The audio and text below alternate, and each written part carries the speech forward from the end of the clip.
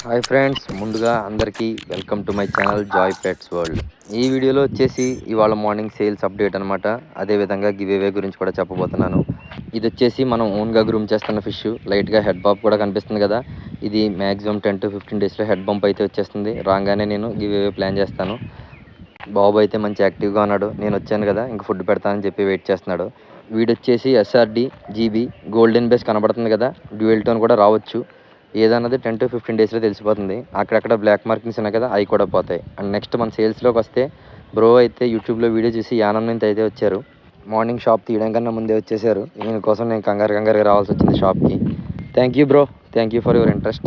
And next వచ్చేసి selection మనకి ఇచ్చారు. మనకి సెలక్షన్ ఇస్తే తెలుసుగా ఎలా ఉంటుందో. నేనైతే పర్సనల్గా సెలెక్ట్ చేశాను ఇది. మీకు అప్పుడు రెడ్ షేడ్ కూడా కనిపిస్తుంది. దీనికి డార్సల్ ఫిన్ టైల్ దగ్గర చూడొచ్చు. మంచి ఫ్రై అండి ఇది. ఇదైతే మ్యాక్సిమం మేల్ అవుద్దని అనుకుంటున్నాను నేను.